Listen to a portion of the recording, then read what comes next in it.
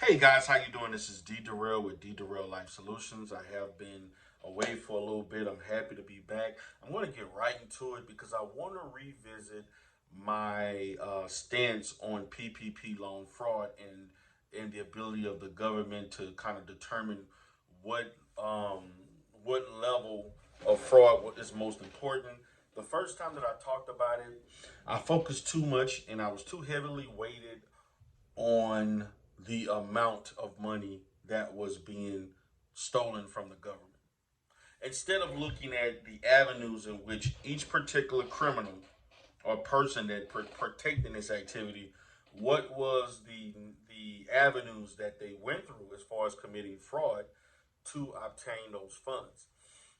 I have seen multiple situations in the news, and I've known people personally from my hometown and abroad that have, and people that they may know, and so forth. There are long listings in certain newspapers that I've seen in certain small towns where they will list 25, 30, 40 people, and they can have PPP loans from 10K to 20K, 30K. Doesn't necessarily have to be that 50, 75, $100,000 threshold that I was speaking of. Now, when I originally began studying who was committing fraud, I focused a lot.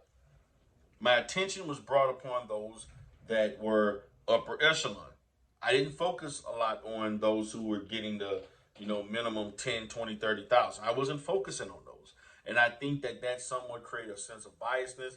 And I know, and for everybody that's watching, that's in the comment section, I know you all let me have it. Listen, I'm not above admitting that I um, was wrong in my assertion that they focused and prioritized more of the people of higher net worth as opposed to those of lower net worth.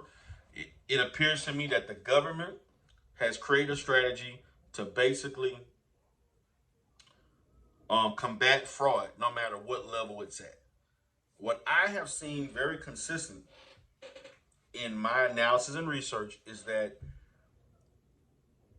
the people who are being arrested initially and quickly are those that committed fraud as far as the documentation, fraudulent documentation, fraudulent tax returns, fraudulent business.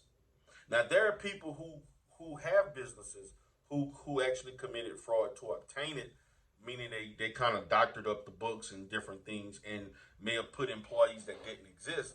But what I am seeing as it relates to those of that on the lower end consistently has issues in which these people don't own a business, period. These are people that are probably unemployed, don't have the tax returns to support it, don't have the bank returns, don't have the financials to support anything. They don't have the employees. That is what I'm finding the difference. I'm not saying that the upper echelon, the ones that are committing fraud at a million, 100,000, are not doing the same. But what I have seen consistently for those that are on the lower end, they don't own a business, period. They don't have the finances. They've never encountered any issues with a business because they never had a business. So I came here today to say I'm not above admitting that my first video was misplaced and I was wrong in my assertion that they were prioritizing those on the higher end as opposed on the lower end as far as PPP loan fraud.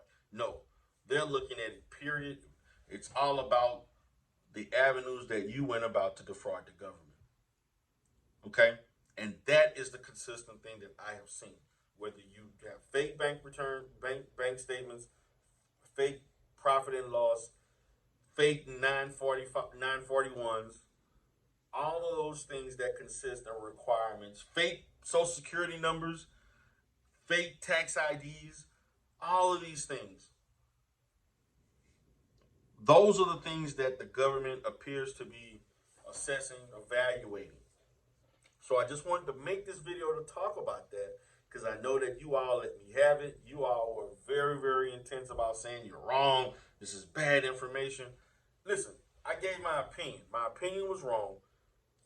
The information that I gave, as far as how people commit fraud, what people do to actually truthfully be approved. Honestly, I know that process because I undergone that process and was successful. Okay, I have a legitimate business.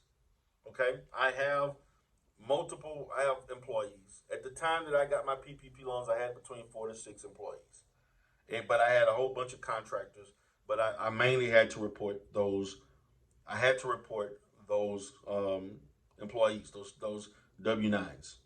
Okay, so let me have it if you want. Say this or that. I'm not above criticism. I'm going to be wrong sometime, but I will correct. I will correct if I said something that was wrong. Hey, I'm not perfect. I'm a human being just like anybody else. So I created this video to kind of, as I get back into doing my content. I've been away for over a week because I've been focusing on my other channels. By the way, check out the Sectors TV. It's in the pro Black Umar sector. By the way, check out D Darrell Rebirth. I do manosphere content and I do pro Black content on that particular channel.